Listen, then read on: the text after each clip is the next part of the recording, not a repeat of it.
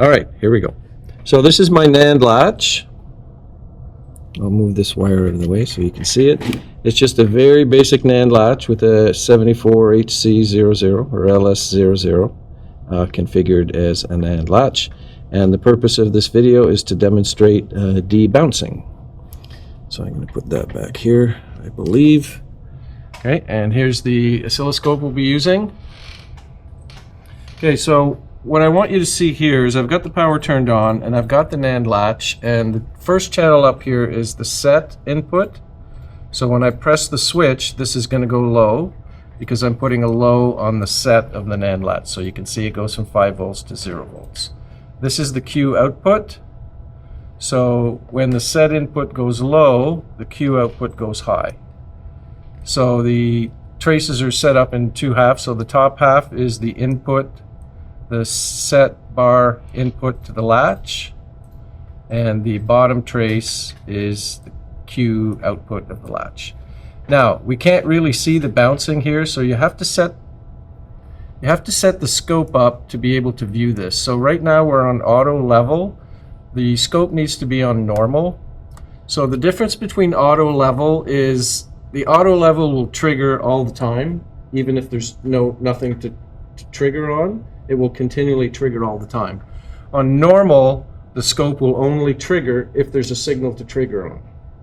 So you'll notice as soon as I hit normal, the line's stopped, right? If I'm on auto level, they're going all the time. If I press normal, it doesn't go anymore because there's nothing to trigger. Now, what we want to see is the instant that I press the switch, right? That's what I want to see.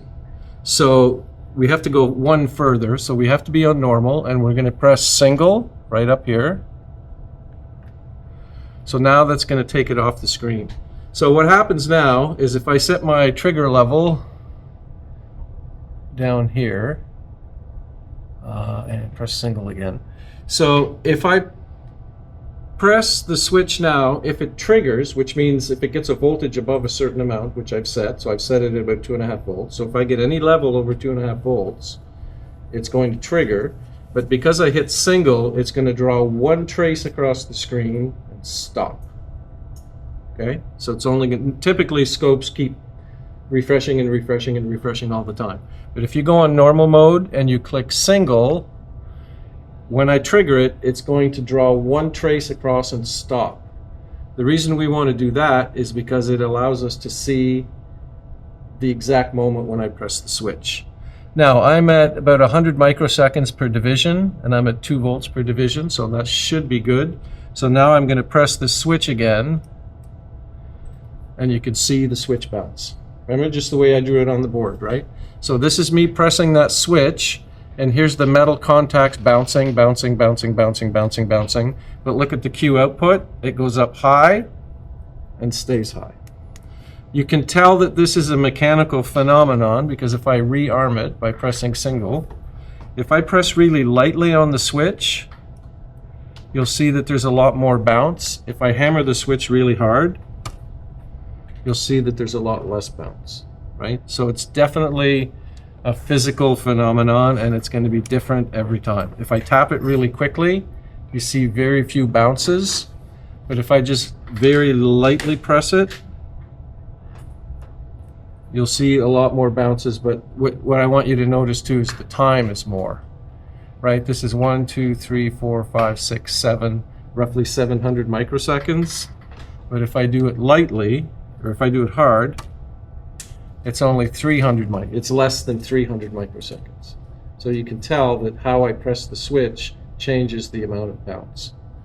So what happens is, if I expand this a little, if we're using a clock or a flip-flop, every single one of those transitions that's going up will trigger our flip-flop. So if I had a counter and I press the switch once, it would count 1, 2, 3, 4, 5, 6, 7 times. That's not what you want. You want to do it once.